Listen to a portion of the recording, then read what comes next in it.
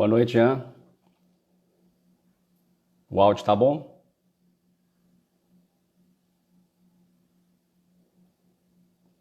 Consegue me ouvir?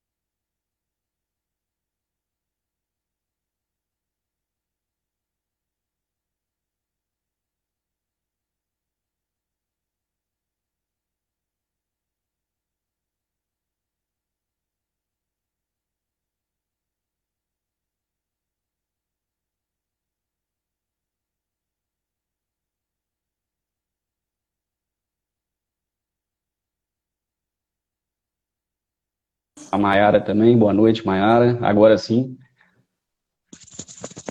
Boa noite, doutor Gustavo. Boa noite, doutor Bruno, tudo bem? Tudo bem? Tava falhando um pouco a sua imagem, mas acho que agora já está mais tranquilo. Deixa eu só fazer as apresentações aqui. Eu queria primeiro agradecer o convite da ESDA, né? Já tivemos uma oportunidade de fazer aí um webinar na semana passada, juntamente também com o doutor Gustavo, também professor da ESDA, da Escola de Advocacia Aplicada. Temos aí os acessos via site, né, que é o www.esda.com.br.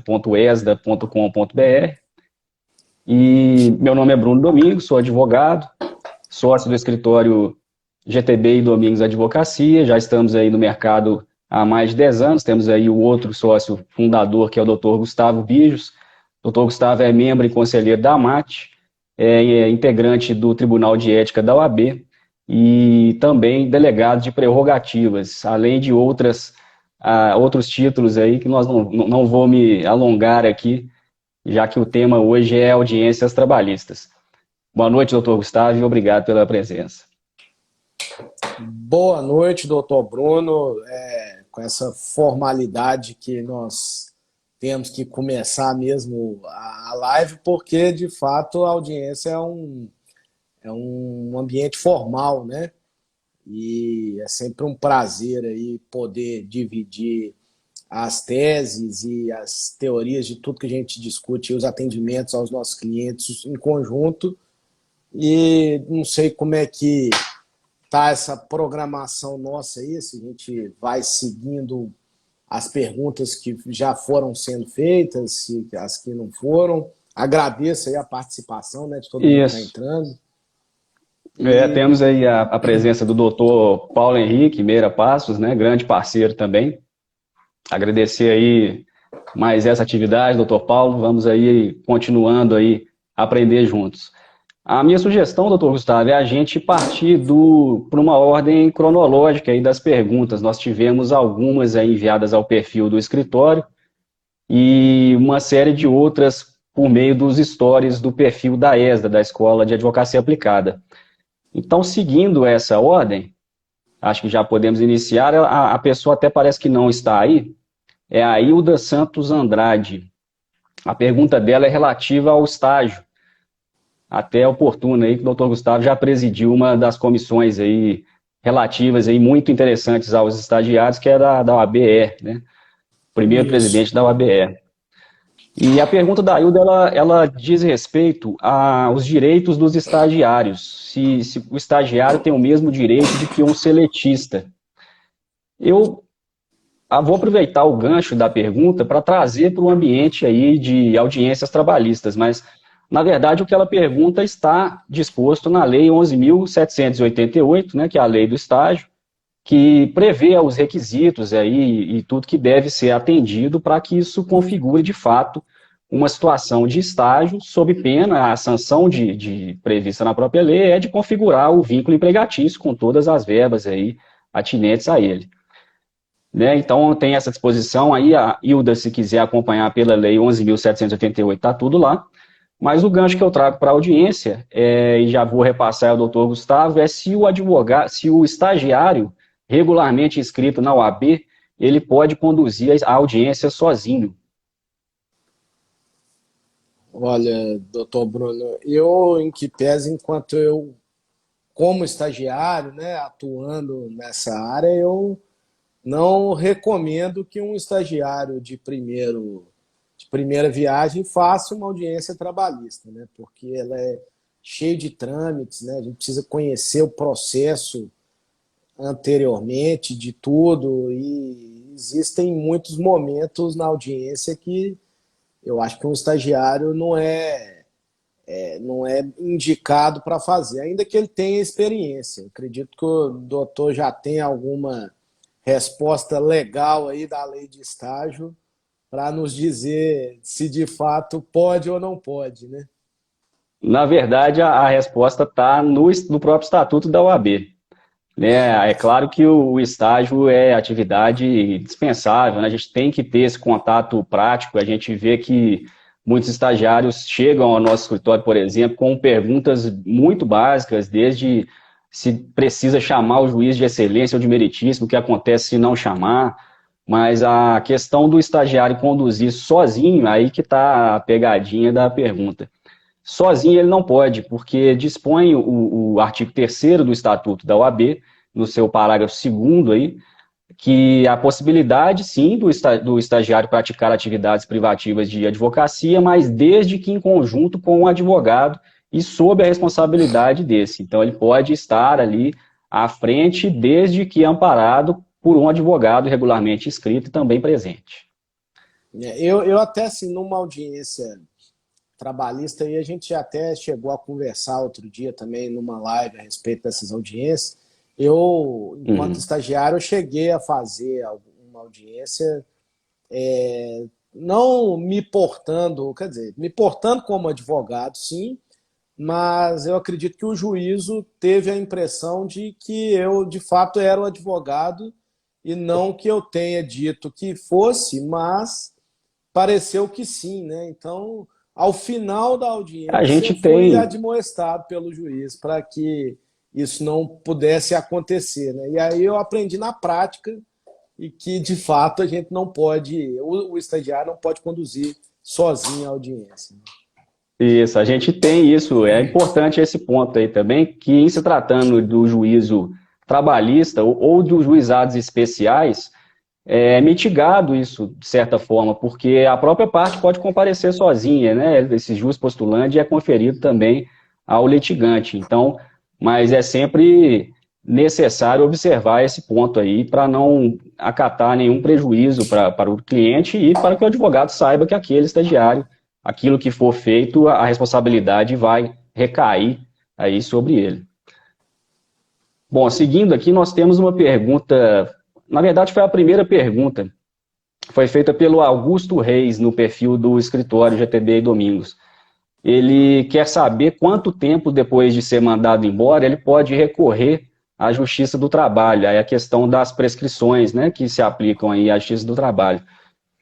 Bom, à primeira vista é uma pergunta que não tem a ver com a audiência, porque isso deveria ser observado antes de entrar com a ação, mas nós temos que lembrar que advogamos para os dois lados, né? Tanto reclamantes quanto reclamados. Então, se você estiver pela empresa, esse conhecimento pode trazer um benefício muito grande para o seu cliente, porque você pode, com isso, evitar uma audiência de instrução. Como? A regra geral é que, após encerrado o contrato de trabalho, o trabalhador ele tem 2 anos após encerrado o vínculo, considerando também um aviso prévio para todos os fins legais, para ajuizar a sua ação. Se ele não fizer isso e você estiver reclamada pela empresa, pela empregadora, você deve, em caso de uma audiência fracionada, uma audiência inicial, você já pode, e isso chama muita atenção para a parte técnica da sua advocacia, chamar a atenção do juiz para aquela prejudicial de mérito da prescrição, com isso evitando a designação de uma nova audiência. Fala, excelência, pela ordem, eu queria que apreciasse essa questão prejudicial de mérito que está na defesa aqui, operou a prescrição bienal, passou mais de 2 anos o intervalo aí entre a extinção do vínculo e o ajuizamento da ação. isso é motivo para a extinção da ação já naquele momento. Você pode conseguir esse resultado para o seu cliente, evitando novo deslocamento, evitando desgastes do processo, já matando aquele processo, como a gente diz ali, já naquele momento. Então, eu agradeço aí É uma questão que pode ser feita de ofício também, né? Por mais que eles não tenham passado desapercebido aí, nas fases posteriores, a qualquer momento, essa prescrição pode ser alegada. Tanto a bienal quanto a quinquenal.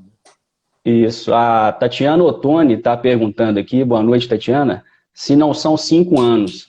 Na Justiça do Trabalho, nós temos duas figuras aí de prescrição. Essa que é a prescrição de bienal, de 2 anos, que é o prazo que o trabalhador tem para entrar com a ação.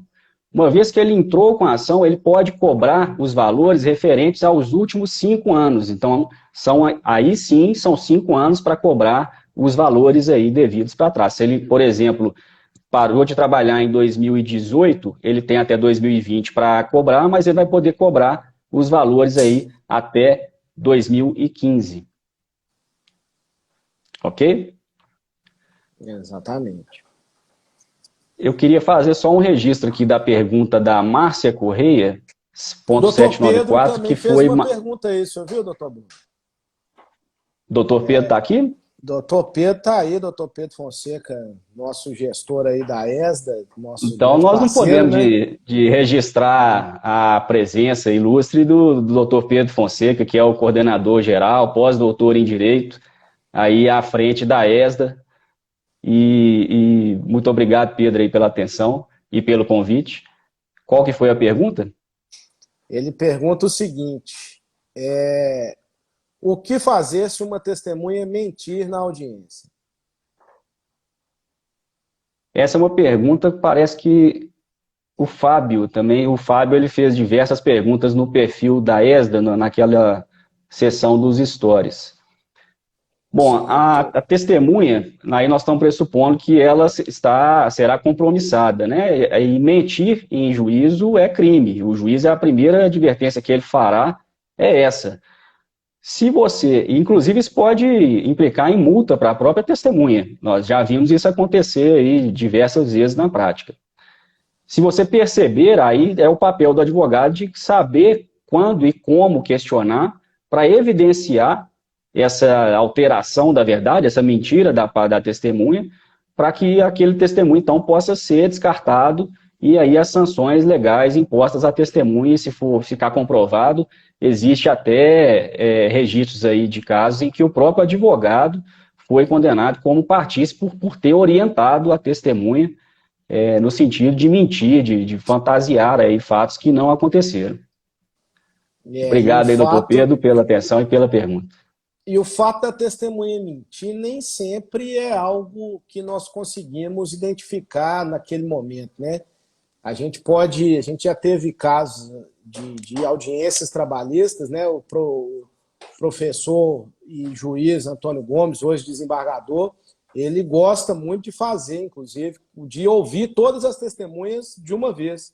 Então ele vai colocando todo mundo na mesma sala e vai fazendo as perguntas, fazendo aquela careação para que tenha uma verdade real, absoluta ali dentro do processo. Mas normalmente isso acontece em relação ao depoimento da testemunha que vem logo em seguida, né? E aí é o caso, né, de pedir uma careação, de chamar a primeira testemunha e ver com a primeira e apurar se de fato quem ali, se um está falando que a pessoa chegava às 10 horas da manhã e o outro fala que era 10 horas da noite, há algo muito diferente aí. Certamente uma das duas está mentindo, né? Então, uma careação, um pedido imediato, um registro de protesto na ata, eu acho que é o caminho mais adequado para que a gente possa aferir qual das duas testemunhas está dizendo a verdade. Isso, é importante só lembrar que o próprio CPC ele prevê que um não pode presenciar o depoimento do outro, né, no caso das testemunhas. Então, é até uma questão aí muito presente, uma crítica aí que a gente vê no dia a dia das videoconferências, né, dos atos telepresenciais. Muitas varas do trabalho estão isolando, criando várias salas virtuais para que as testemunhas fiquem isoladas, não tenham acesso aos demais depoimentos. a gente tem aí algumas situações como a desse juiz, a lei também prevê a possibilidade de reinquirir as testemunhas, né, nesse motivo, que é o caso que o doutor Gustavo aí explanou, mas a regra é que uma não ouça o depoimento da outra, e até por esse motivo as testemunhas ficam aguardando do lado de fora, na antessala da audiência. Inicialmente entram apenas os litigantes para tratativas de acordo, depois vão sendo chamadas nominalmente aí uma a uma. Eu acho que assim, quem não conhece de audiência, e a maioria dos nossos clientes reclamantes não conhece, até os nossos clientes reclamados também não sabem como que funciona a lógica da coisa, né? Então, quando se adentra a sala, cada um acompanhado do seu advogado, até diferente, né? Doutor Bruno gosta de falar isso, falou isso até no curso lá, é diferente do cível, né? Que os reclamantes sentam ao lado esquerdo do juiz, que é ao lado do coração, né? Ali que é dito. Então, os advogados ficam mais próximos aos juízes, e os reclamados e o preposto da reclamada, geralmente é uma empresa, vai ficar ao lado. E quando se ouve quando se ouve o reclamante, o preposto da reclamada, inclusive, sai, né? Nenhuma testemunha está lá, ouve-se primeiro o reclamante, em seguida retorna o preposto da empresa, o representante da empresa, que aí sim, como reclamante em tese, não vai dizer mais nada, a não ser que o juiz o inquira, vai ser feito o depoimento do preposto, e aí começam a ser chamados, né? Primeiro as testemunhas do reclamante, e em seguida as testemunhas do reclamado, por aí nessa ordem, né? Como você mesmo disse aí, realmente uma não ouve a outra, mas no caso da testemunha mentir claramente, a gente tem que ter prova também, né? Para dizer para o juiz o porquê daquela mentira, ou se é de fato uma mentira, porque não basta um depoimento contraditório, né? Isso pode ser que acuse de fato uma mentira, mas quem vai apurar Aí de a fato um importância eventual crime é o papel do advogado, né? É provocar, é esclarecer isso devidamente aí com perguntas. e quem vai provar, vai apurar se houve um crime ou não, não vai ser o juiz naquele momento, né? Os autos vão ser encaminhados para o Ministério Público apurar se houve ou não um crime, e aí sim iniciar os procedimentos próprios, né? Porque não é da competência do juiz do trabalho apurar o crime, né? Isso, claro. Vamos começar, então, as perguntas dos stories, a não ser que você tenha já resgatado aí alguma que foi feita agora. E já Não vi agradecendo mais aqui... Ok, já agradecendo aqui ao Fábio KCK. E o Fábio mandou a maior parte das perguntas que nós vamos responder hoje. E a primeira que ele fez aqui é que se há um tratamento prejudicial recorrente de um juiz, eu posso pedir que ele não julgue os meus... Aí ele faltou a última palavra, eu não sei se é os meus processos, eu presumo que seja meus processos.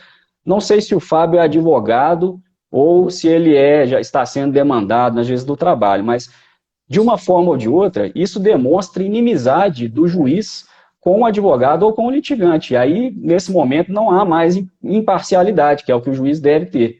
Então, é o momento do advogado arguir a suspeição daquele juiz, e, para isso, fazer embasado no artigo 801 da CLT, que diz que o juiz é obrigado a dar-se por suspeito em algumas situações ali delineadas, como inimizade pessoal, amizade íntima, parentesco ou interesse particular na causa.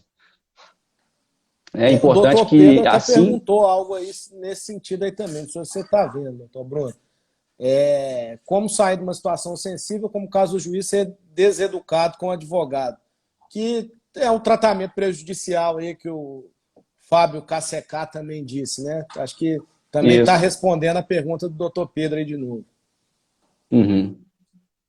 E aí a última observação é que há um consenso se isso não for relatado num primeiro momento, né? Na primeira oportunidade, que o fato aí de que ensejou o privilégio de uma das partes, por assim dizer, ou prejuízo à outra por iniciativa exclusiva do juiz, isso deve ser alertado assim que ocorrer. Ok? Mais alguma observação, doutor Gustavo? Não, eu acho que é isso mesmo. E aí, na sequência, até o Fábio aqui, ele fez várias perguntas, que foi ótimo para nós aqui. Eu não vi se ele está aí, mas ainda que se não tiver, nós vamos tentar deixar essa live gravada e enviar aí o endereço para ele ou até as próprias respostas. Mas assim, na verdade, em que pese não seja recomendado em local algum tratamento deseducado, né, ou até prejudicial, no caso da pergunta do Dr. Fábio aqui, seria um tratamento recorrente. Eu entendi que a pergunta do Dr. Pedro seria naquele momento, né? A gente já teve casos, né, outrora, aí, de juízes deseducados, que hoje em dia não acontece mais, né, doutor Bruno? A gente tenta prezar pelo bom convívio, né? São lendas que a gente ouve aí, né? São de juízes seres humanos também, erram, então tem dias ruins, né? Mas a audiência virtual tende a minimizar isso aí, ou pelo menos é o que temos observado. E depende muito do trato, né? Eu acho que a maneira como a gente trata os nossos colegas quando chega na audiência, a parte ex-adversas, as partes ex-adversas, ou nós mesmos, entre colegas, juízes, membros do Ministério Público, eu acho que isso tudo influencia. Agora, um tratamento deseducado, gratuito, a princípio não é um crime, né? Uma fala mais ríspida é diferente de um tratamento. É claro que há necessidade de nós nos impormos para defender a nossa prerrogativa, que não é uma prerrogativa só nossa da advocacia. A prerrogativa da advocacia é, na verdade, a prerrogativa do cidadão, né, que tem o direito de ter o tratamento cortês, tem o direito de ter o julgamento de um processo em tempo razoável. São várias as prerrogativas que são defendidas, né, pela OAB. Nós mesmos temos a delegacia de prerrogativas da OAB, temos delegados nomeados que a cada momento que, se for necessário, a OAB atua em conjunto com o advogado, mas o primeiro momento ali, o tato direto, é do advogado. O advogado que está ali na labuta tem que, ele por si só, ou ela, o advogado, tem que estar ciente dos seus direitos e fazer valer de imediato. Um tratamento rude por si só, eu acredito que não vai gerar nenhum prejuízo. De fato, exista um julgamento negativo ou algo pior que possa ser feito. E aí, nesse caso, sim, é o caso até de repente, a gente já teve caso de sair da sala de audiência para poder, porque não queríamos assinar a ata, porque a juíza não quis colocar uma pergunta que nós colocamos, né, que nós dissemos.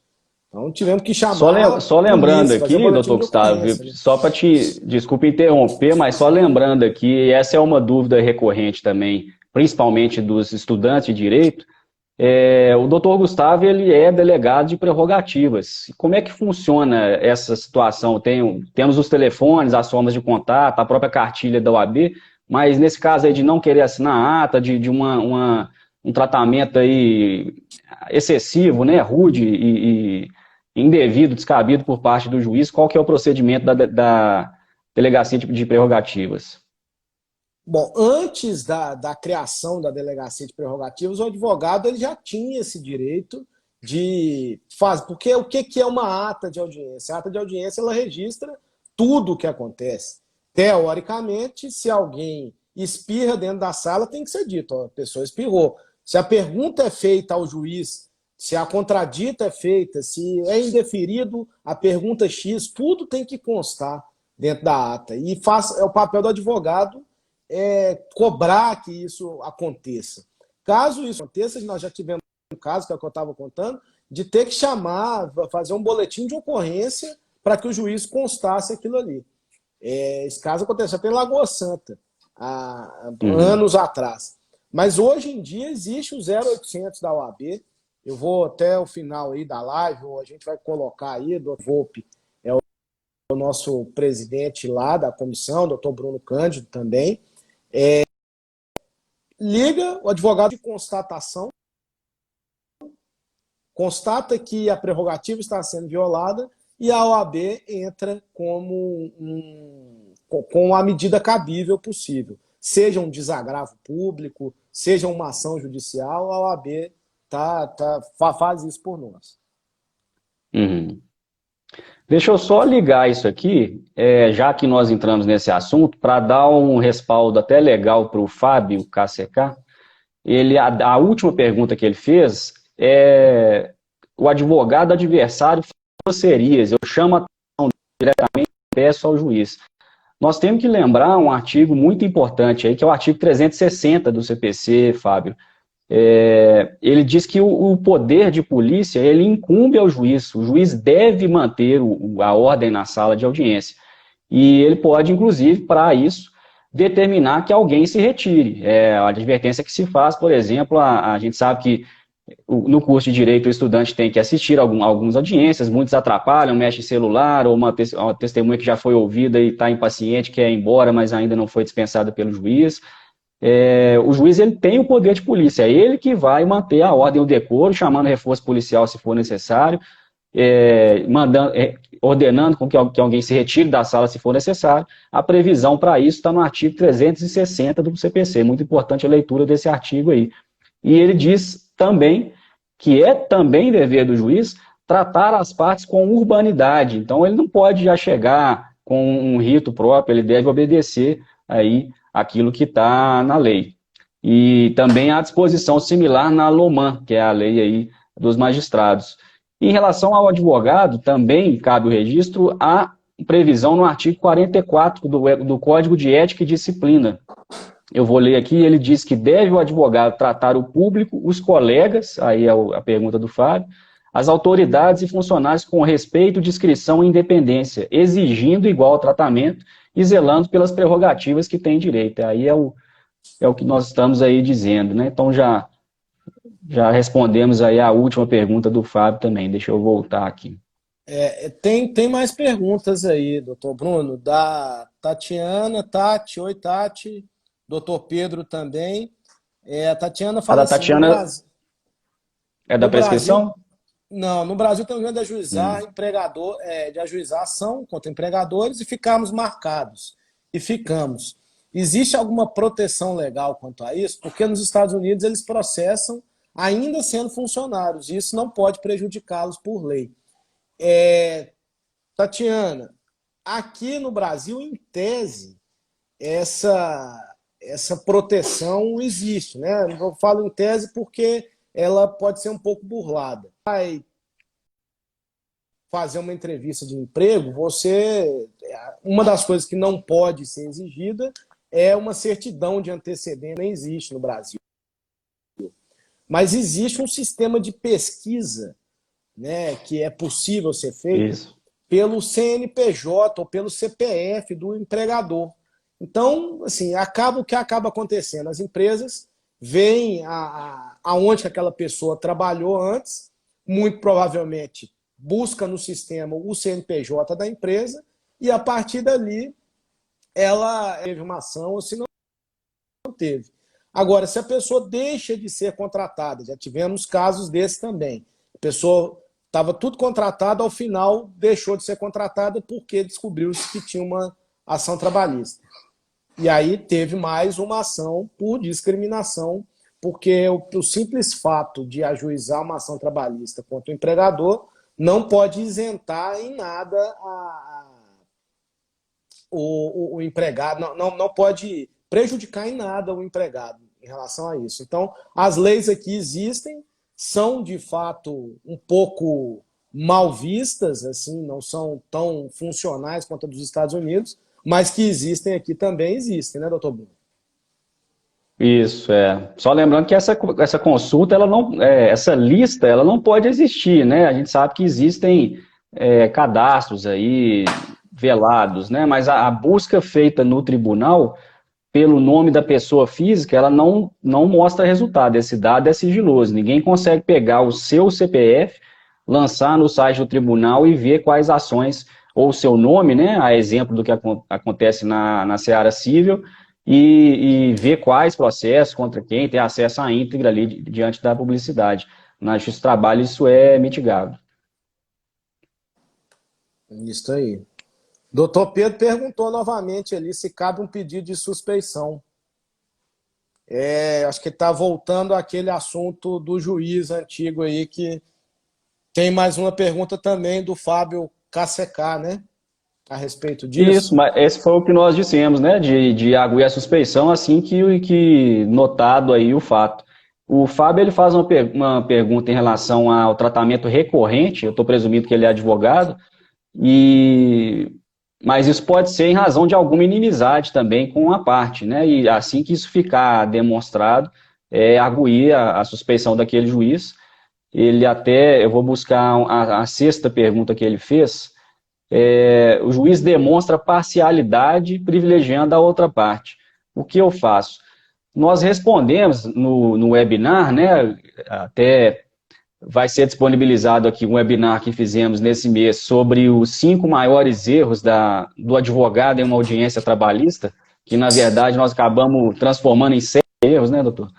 E Virou tem um 7. caso que aconteceu exatamente isso. Estava aí tendo suas perguntas a uma testemunha e a juíza, na hora de relatar, de ditar para o secretário de audiência o que iria para a ata, ela disse de uma forma muito simplificada, de forma até a distorcer o sentido do que estava sendo dito. O doutor Gustavo, então, naquele momento, já arguiu a suspeição, disse que a juíza estava advogando para a parte contrária, ela ficou ultrajada no momento e já registrou e disse que não julgaria mais, ela mesmo se deu por suspeita e designou outra audiência, encerrou naquele momento, designou outra audiência a ser conduzida aí por outro magistrado. Mas se não tivesse o doutor Gustavo chamado a palavra pela ordem para impedir aquela situação prejudicial de relatar de forma diversa do que a testemunha disse, isso ficaria, e é importante, a gente sempre lembra disso, o tribunal, agora com as videoconferências é um pouco diferente, mas ele sempre tem acesso à letra fria da ata, então ele não tem aquele contexto todo que está ali no momento da audiência. Então é importante arguir essa suspeição exatamente aí no momento em que ocorrer. E esse caso aí é interessante porque entra um pouco naquela regra geral também, né? Às vezes a testemunha vai ao juízo e tem a ideia, né? Uma das coisas muito comuns qual que era o horário de trabalho? Geralmente você está falando de um terceiro, né? A testemunha, pouca não tem isso, mas ela pode ser perguntada do que ela sabe, né? A testemunha tem que dizer o que ela sabe, mas muitas vezes é uma colega de empresa, é um colega que está ali para dizer. E uma pergunta muito comum é assim, mas qual que era a jornada de trabalho? Aí as pessoas costumam responder a jornada contratual, né? Não, era de Isso. 8 às 18. Não, então tá, aí o juiz vai e coloca. Não, era de 8 às 18, não foi isso que você disse? Eu te perguntei, você disse que era.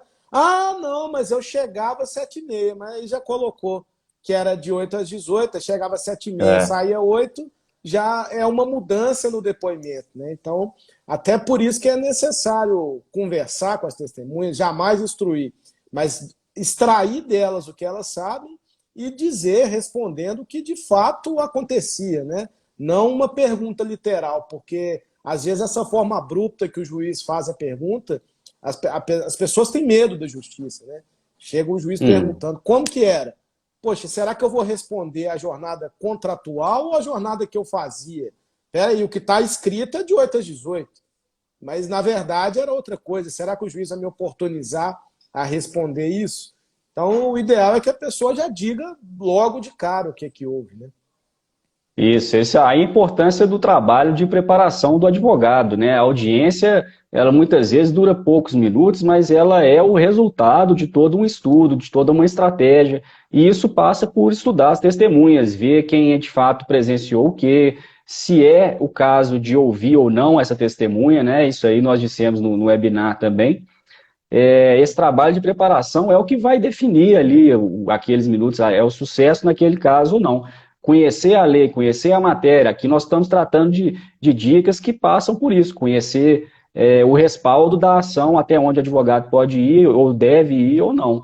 E a testemunha não pode mentir, o advogado aí deve fazer sempre esse trabalho de de prevenir também sobre a forma de condução do juiz. Ele tem que fazer várias audiências por dia. Então ele faz aquela pergunta muito objetiva, muito direta, às vezes alguém se assusta, se ofende, é bom fazer até para a ambientação dessa testemunha, para ela entender como que a coisa vai acontecer, fazer uma simulação mesmo, até para ver como que ela vai responder, simular as perguntas mais comumente, como essa da jornada de trabalho, como outras aí específicas que se repetem, já que os casos também tratam de horas extras, de férias, de 13º, muito comumente aí a matéria é repetida.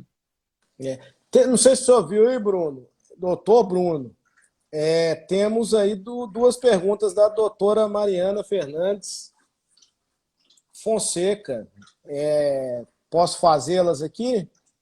Claro, ainda mais vindo da doutora Mariana. Doutora Mariana, um prazer tê-la aqui conosco, assim como todo esse pessoal que já entrou aí, sou Tadeu, Maria Augusta, Cíntia, Heloísa, meu amor. Quem mais está aqui, Bruno? Deixa eu ver aqui, o Jean, Marcelo Caseca também presente, Lodinha Bergamo. A pergunta da doutora Mariana é o seguinte: o que fazer na audiência se o cliente for pressionado?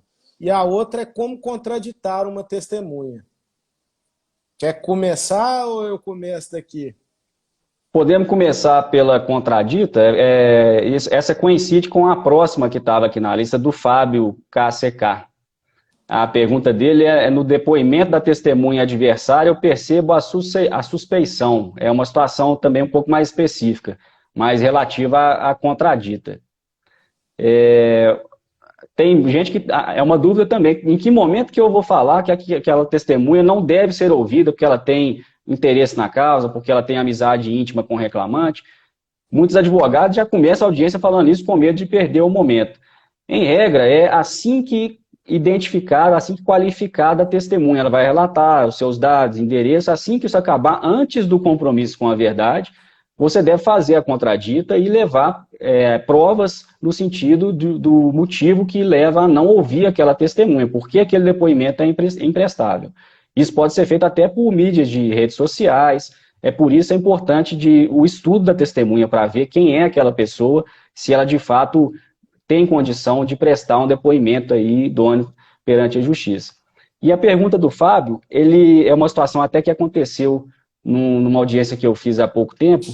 No curso do depoimento é que ficou evidenciada essa situação de amizade íntima. O cliente não relatou nada sobre a testemunha, mas de acordo com as perguntas que foram sendo feitas pelo juiz, ficou muito claro que era uma situação que a testemunha estava querendo privilegiar o reclamante. Naquele momento, eu pedi a palavra, chamei o juiz que, pela ordem, aquela testemunha não poderia mais ser ouvida porque estava completamente comprometida em beneficiar o reclamante. A contradita foi aceita, mas essa é uma exceção, porque o motivo só foi descoberto no curso do depoimento. A regra é que, já sabendo, se já houver motivo pré-existente, você deve levar as provas e fazer a contradita aí, logo após a qualificação da testemunha. E assim, esse momento da contradita na Justiça do Trabalho, ele é muito rápido, né? Porque a audiência é muito rápida, a pauta é muito extensa, acontecem né? Agora a pauta antigamente era desumanizada, hoje em dia, depois de um movimento do Juiz do Trabalho, tem a chamada pauta humanizada. Antigamente eram audiências de 1 em 1 minuto, 2 em 2, Sim. E isso fazia com que cada vez mais fosse mais rápido, mas hoje em dia ainda continua. Então, assim, a nossa sugestão aí, para quem tiver a intenção de contraditar, é que atropele o procedimento, ainda que o momento correto seja naquele momento antes de prestar a declaração que vai dizer a verdade, e na hora que você vê a pessoa lá, já fala: ó, excelência, eu quero contraditar. O juiz já vai vendo o que você quer, vai te falar: olha, não é o momento ainda, mas pelo menos você não deixa passar, assim como em todas as outras fases, né, do processo do trabalho. É preferível você pecar um pouco pelo excesso e ser até um pouco afoito do que deixar para trás, né? Como nós dissemos naquela oportunidade, melhor um atropelo, uma chamada de atenção do juiz do que uma preclusão. Exatamente. E a outra pergunta, doutora Mariana, é sobre a pressão no nosso cliente. Se o juiz estiver pressionando o nosso cliente, se pode e o que fazer, né? Bom, já Existe uma foi... previsão. Não, Pode falar. Não, pode. É porque eu me lembrei aqui, pode ser que ela esteja se relacionando aí com a pressão que o juiz faz para acordo. Ah, não, mas isso aqui está muito claro, a sentença aqui vai vir pesada, mas isso aqui está parecendo que ele fez mesmo, você não quer aumentar esse acordo, você não vai pagar isso não. Ninguém é obrigado a aceitar o acordo. Existe uma previsão na própria CLT de que o juiz deve usar persuasão para aproximar as partes do acordo, mas ele não pode impor nenhum tipo de situação, né? Se ele extrapolar isso aí, já vai ser o caso daquelas medidas, ele tem que tratar o próprio artigo 360, que nós já dissemos aqui do CPC, diz que deve tratar as partes com humanidade, aí, todos os envolvidos, né? Mais algum comentário, doutor? Não, eu acho que é isso mesmo, né? Eu acho que passa por essa urbanidade, que é um senso de educação comum, né? E se a pressão for muito grande, é o que a gente sempre diz, né? A gente tem hoje até uma cliente nossa, né, doutor Bruno, falou do nosso comentário, até do nosso comentário, não, da nossa postura, né? De ser calmo, sim, tranquilo, tratar com urbanidade, mas firmes, né? A gente não pode deixar de ter essa firmeza e convicção do que é certo e o que é errado. Então, se a coisa estiver passando muito dos limites, a gente não pode deixar acontecer. Agora, fica feio para o próprio juiz, para a própria juíza que faz isso, né? A gente pode, então, assim, tem que estar a todo momento tentando fazer o contrapeso. Isso já melhorou demais. É o que o doutor já tinha até falado das audiências telepresenciais, porque elas tendem a ficar numa nuvem armazenada, não sei se teria um espaço infinito para que todas as audiências, ou todas as reuniões, as lives, essa reunião que nós estamos fazendo aqui vai ficar registrada. Mas, a princípio, alguém pode ter gravado aquela deselegância e ser prejudicial, né, para o servidor, para o magistrado, para o próprio advogado, para a parte, para a testemunha e cliente. Acho que é bom para todo mundo que a verdade aconteça, né? Até porque outra disposição aplicável do CPC é a faculdade, né? Não é nem a possibilidade, não depende de autorização do juiz. É a faculdade da parte, do litigante, de gravar aquela audiência. Só é necessário ter um cuidado aí com isso não significar má fé, em alguns casos já tem julgados nesse sentido. É sempre bom noticiar a excelência. Se estiver acontecendo alguma situação, só noticiar, pode registrar nada que eu estou gravando a audiência a partir desse momento. É um direito seu, enquanto advogado, da parte daquele processo. Algumas varas do trabalho têm uma advertência que não é permitido gravar sem disponibilizar as partes se você não estiver habilitado naquele processo, mas estando, é uma faculdade sua. A Hilda Santos Andrade perguntou, estagiário tem direitos também como CLT? A gente já respondeu, Hilda. Essa foi respondida, verdade, foi a do escritório. Na verdade, tem os direitos como CLT somente se trabalhar como seletista, né? Se for seguir as regras, se for trabalhar dentro do limite de horas, se tiver o seguro contra acidentes pessoais, é estagiário e não tem os direitos da CLT. Em que pese as férias, sim, tem direito. Não é isso, doutor Bruno? 13º ainda é um pouco controverso, né? Pois é. A Tatiana, Bruno, nós temos algumas aqui, mas você pode seguir seu rumo aqui. Mas eu estou só dizendo, nós temos mais 3. Se você quiser, eu faço... Eu queria só... Vamos intercalar, então, as do Fábio com as que estão sendo feitas agora, para privilegiar também, já que ele nos mandou com antecedência. Ele tem 2 aqui, uma mais rápida. Ele diz que as perguntas, se as perguntas do advogado da parte contrária forem impertinentes, se eu posso intervir, agora eu tive a clareza aí de que ele é sim advogado. Fábio, isso cabe ao juiz. Em regra, ele não vai permitir perguntas que não guardem relação, que sejam muito pertinentes, porque ele tem que cumprir a pauta dele. Nós temos que lembrar que a nossa audiência é uma só, naquele momento, né? O cliente ele está ali, aquele ato é muito significativo na vida dele, mas na vida do advogado, do juiz que está fazendo uma série de atos ali, ele também não quer fazer nada contraproducente, que vai ficar ali alongando a pauta e perdendo tempo. Então, o próprio juiz, na maioria das vezes, vai fazer esse exame. Mas se ele não fizer, cabe sim ao advogado. Você pode pedir a palavra, diga, juiz, que pela ordem a pergunta não guarda nenhuma relação com nenhum ponto em controvérsia, não tem por que estender, não tem por que praticar aquele ato ali desnecessário para o deslinde ali, para elucidar o feito.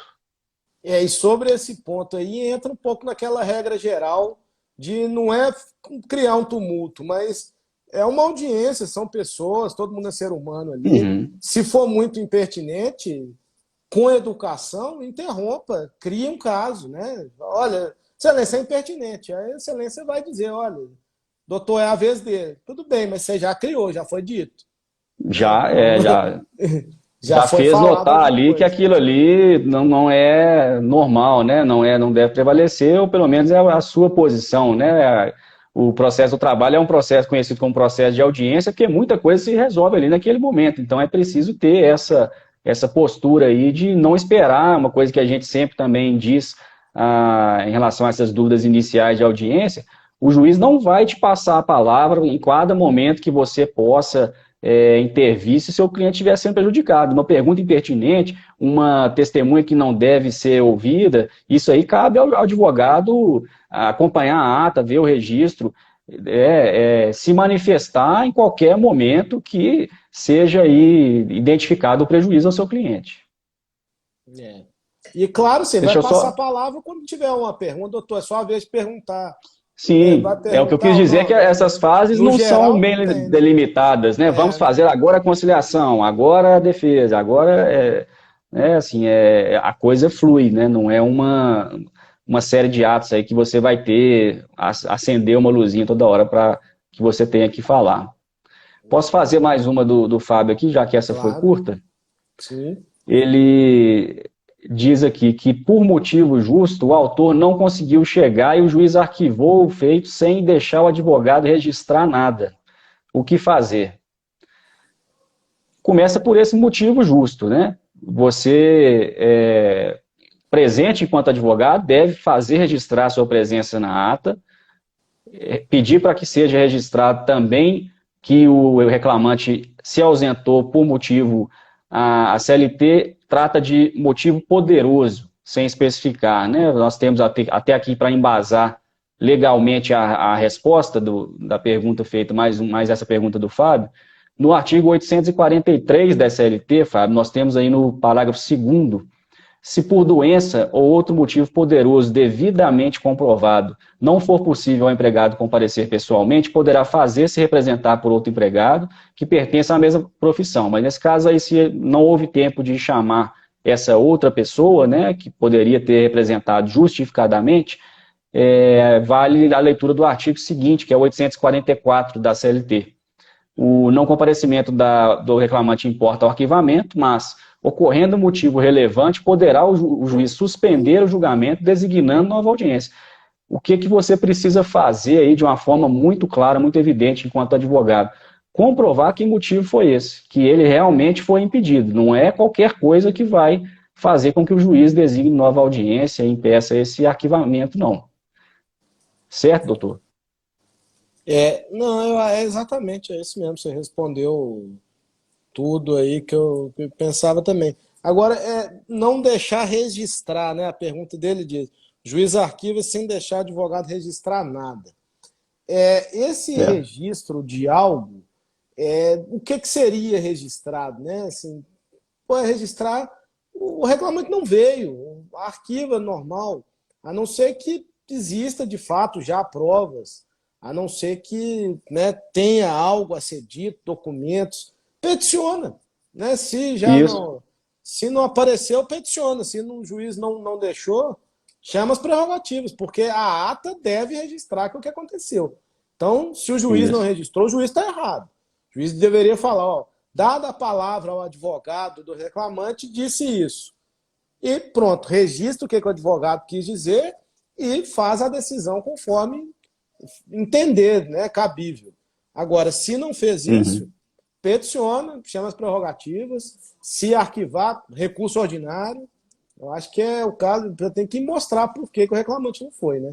Não só Isso. porque não pôde comparecer, tem que ter um motivo imperioso aí, doença, um acidente, algo que seja de fato comprovador que não podia estar presente. E só ilustrando isso aí para uma situação do quadro de pandemia que nós estamos vivendo, né, para as audiências por as telepresenciais, por videoconferência, esse não chegar na audiência, isso pode acontecer porque o seu cliente não conseguiu, teve algum problema técnico, acabou a luz, ele não tinha internet, o celular deu algum problema, então tem exatamente essa previsão em ato normativo editado em abril pelo TST, pela Corregedoria, que diz que você deve peticionar comprovando aquele motivo técnico que impediu o seu cliente de participar, né? Eu estou adiantando aqui, mas nós vamos fazer uma live também só tratando dessa questão do coronavírus, da pandemia e das adequações, mas para dizer que você deve peticionar comprovando aquilo. Então, se acontecer isso com o seu cliente, ele não conseguir, você perceber que ele não conseguir entrar, a audiência for arquivada ou tiver algum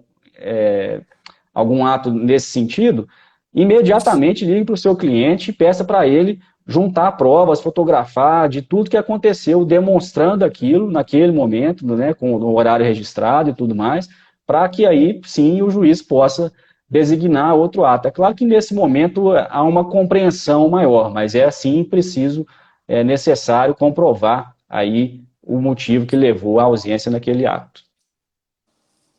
Exatamente. Vamos, Agora vamos, tinha vamos para as mais uma. perguntas de cá? Isso. Da lista aqui, ó. Tatiana de novo. Gostaria que falassem sobre o fato de um contrato assinado sobrepor a CLT. Como não é o assunto aqui de audiência, Tatiana, eu vou te responder rapidamente. Assim. O contrato de trabalho, principalmente entre individuais, que não envolve convenção coletiva, não envolve um acordo coletivo, Eu ele não imagino que se seja o acordo sobrepõe. coletivo. O contrato assinado entre as pessoas não se sobrepõe. E o que existe é a questão pós-reforma trabalhista de se privilegiar o negociado sobre o legislado. Então, em que Exato. pese as alegações que os sindicatos perderam força, na verdade, a força maior está nessa negociação coletiva. E isso, sim, em alguns casos, previsto na Constituição, né, assim como a pandemia não revoga a Constituição, a reforma trabalhista também não revogou. Então, muitas coisas estão sendo discutidas, inclusive essa questão de sobrepor algo ou não. Né? Eu acredito que não se sobrepõe, não é assim que funciona, mas em alguns casos você pode ter, de fato, algumas mudanças que sejam positivas. Lembrando que as mudanças positivas, se elas aderem ao contrato de trabalho, e não podem ser retiradas jamais. A vedação ao retrocesso, né? Isso. E isso tudo está sendo, vai ser, não, está sendo questionado pelos tribunais superiores, né? Não é tudo que pode ser negociado. Nós temos aí alguns direitos dos trabalhadores que são irrenunciáveis, aqueles atinentes à saúde, por exemplo.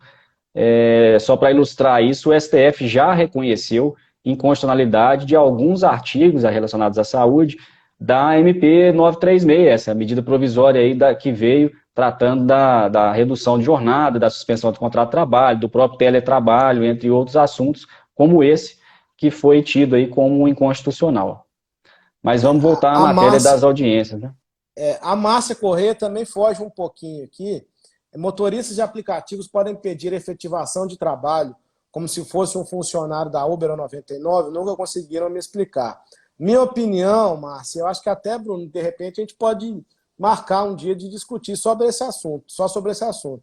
Na minha opinião, eu gostaria que tivesse sim essa efetivação, né, de esse reconhecimento de vínculo. Eu acho que em alguns casos, não em todos, a pessoa, para conseguir bater metas e para ter um patamar mínimo civilizatório, pode ter. Então, assim, só falando rapidamente, só para não te deixar Uhum. sem resposta. Doutor Bruno.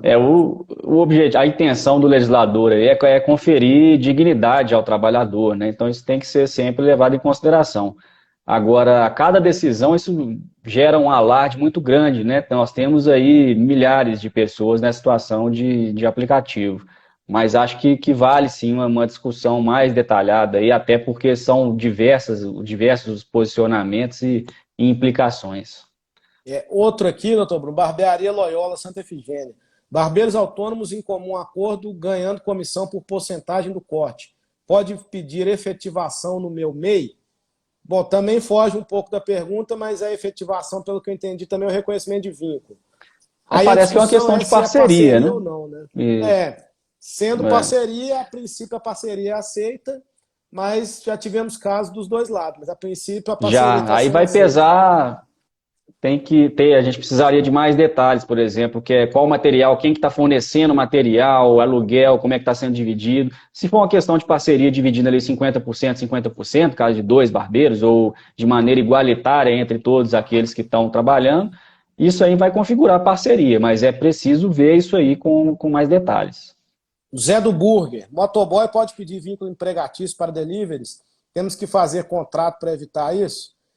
São Pode. cinco os requisitos da relação de emprego. Pessoalidade, pessoa física, pessoalidade, onerosidade. Me ajuda aí, doutor Bruno. Subordinação, Subordinação e não não eventualidade. eventualidade. Tendo isso tudo, é vínculo de emprego. Mas há formas de resolver isso? Sim, temos clientes nesse ramo que já conseguimos solucionar. Mas também não é o nosso foco aqui. Nós estamos Né? fugindo um pouco da audiência, né?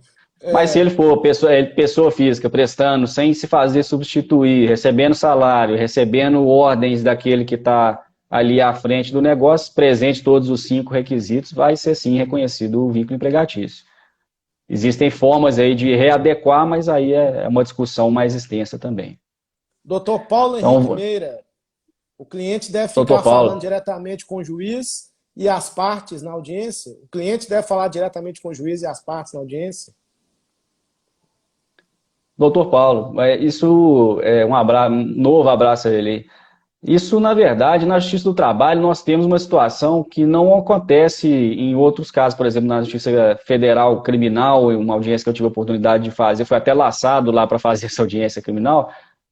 Você faz a pergunta diretamente à testemunha. Na Justiça do Trabalho, o comum é fazer a pergunta ao juiz, ele vai decidir se aquela pergunta é pertinente ou não, e vai dirigir aquela pergunta à testemunha ou à parte. Isso no momento da colheita dos depoimentos. Mas, como o doutor Gustavo já disse, é comum que mesmo antes do depoimento, na situação ali de conciliação, de tentar um acordo, de mediar, né, aqueles interesses, evitar, solucionar a demanda da melhor forma, e até mais rápido e menos dispendiosa, a parte pode sim falar com o juiz, mas previna sempre o seu cliente para te comunicar qualquer intenção que não tenha sido já conversada, né? Você é a voz do seu cliente naquele momento.